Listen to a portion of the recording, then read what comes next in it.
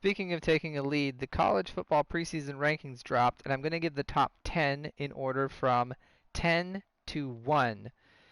Number 10 was it's North Carolina, Notre Dame, Cincinnati, Iowa State, Texas A&M, Georgia, Ohio State, Clemson, Oklahoma, and Alabama. No one knows except for living in Greenbow, Alabama. So Connor and I are going to go through this poll looking at everyone overrated, underrated, and give a properly rated. And I'm going to go with an underrated. My underrated is North Carolina, sitting at number 10. I think Mac Brown and company have done a really good job, and I think they've been really a really good program. I think that North Carolina sitting at 10 is a little low for them, and I see them on the up and up. The ACC, in my opinion, feels a little bit more wide open, as there will be Clemson will reload and still be consistent. Nothing against Dabo Swinney and staff, but it definitely feels like North Carolina has more of a shot this year. So my underrated is North Carolina. I see them on the up for this year. Oh yeah, and don't remember North Carolina does not play Clemson in the regular season, so they could win 10, 11 games, maybe be number 5 going into an ACC title game against those Tigers. All right. Yeah, so my underrated team, is going to be Oregon, the Oregon Ducks. Quack attack. I know that they have Ohio State early, but I think that outside of that, they have a pretty soft opening schedule as well as the Pac. I think that's a story more of a poor conference with a quality program being able to capitalize on poor conference play. So I see Oregon. I see that as a very winnable game for Oregon against Ohio State. I think Ohio State's going to be really interested in trying to still maybe figure out who their quarterback is and be able to make a nice little run and really work their way up the top 25 charts here as the season begins. How's that not pass interference? That was uncatchable. Old man Rivers, threw it way out there. The old gunslinger. He slings them. He slings them as hard as he can. He tries to be Brett Favre. That he does. So, Rutledge, we gave our underrated. Who's our overrated? My overrated is, I think it is the University of Georgia. And I know I take a lot of shots at the University of Georgia on this show, but I believe that sitting there at number 5 with an SEC East schedule where you really only have one opponent being Florida is an underperforming spot, or is an overrated spot for them. I think at least if you're going to rank them, they should be number 6 and Texas A&M should be number 5. In my opinion, Texas A&M is a way better team, even though they're going to have a different quarterback this year.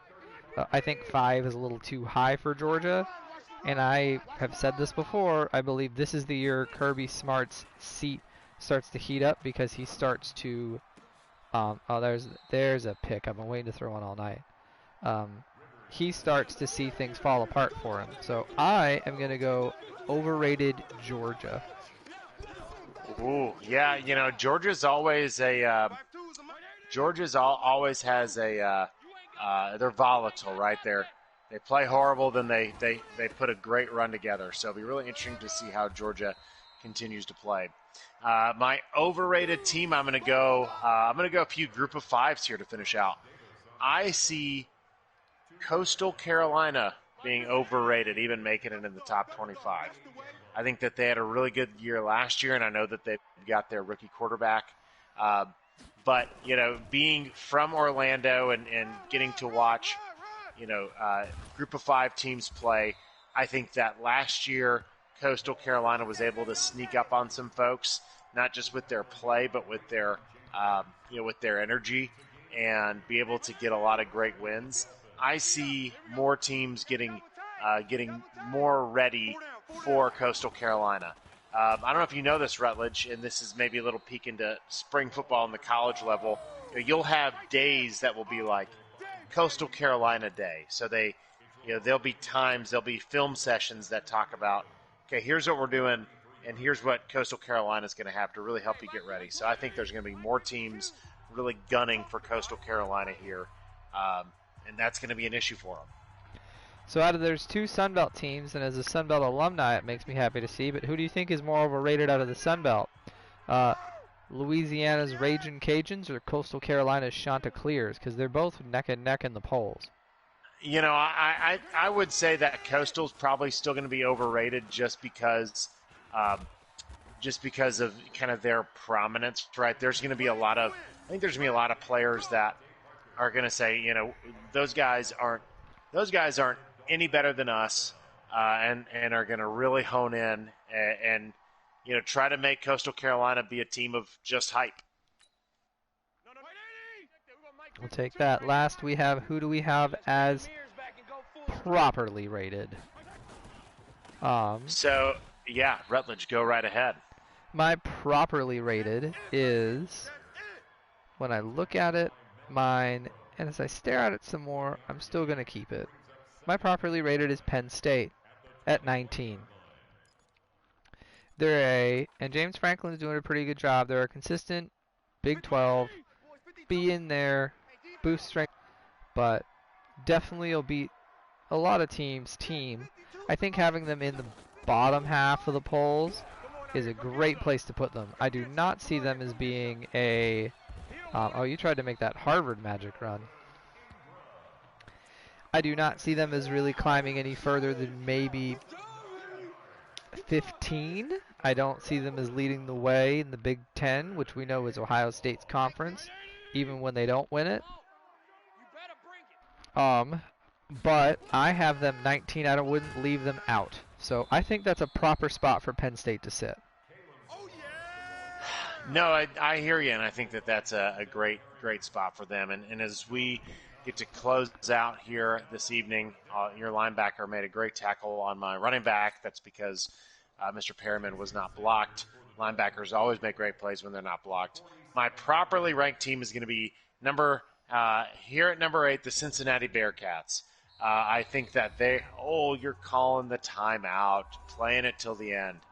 The Cincinnati Bearcats. I think that Cincinnati is going to be a team that, you know, they're going to have to not just win but cover in a lot of their games in order to rise. And I don't, you know, it's hard, right? Cincinnati's going to be favored double digits in a lot of their games this season. And I look to see Cincinnati having a few games that, you know, they might squeak out a 3-4 point win. You know, then folks say, oh, we shouldn't have them this high, you know, because they might have squeaked out a 3-point win against, you know, another Tulsa, you know, another AAC team. Definitely going to be a wild one. How do you feel about Texas being 21? All hype. You know, it's Sam Ellinger's gone. You know, I think that I'm never that all about Texas. I mean, they've won 3 Big 12 titles ever. So, you know, you tell me. Oklahoma has way more so dominated that conference. So, Texas, the huge brand, you know, it's kind of like the beginning of the season, maybe overranking a Georgia, you know, maybe overranking a Notre Dame. Texas can definitely fall into that, you know, into that sphere.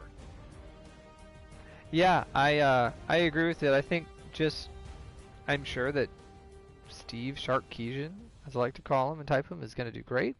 But 21 felt a little too much. You got to earn your way up. No doubt, Rutledge. So, another good win for the Con Man tonight. Carter takes it again. I'm getting bad at this. We need to get, you know, maybe once we start playing some FIFA or some Madden 21, you know, that'll help even the playing field a little bit. I think it will. Maybe we get some more updated rosters.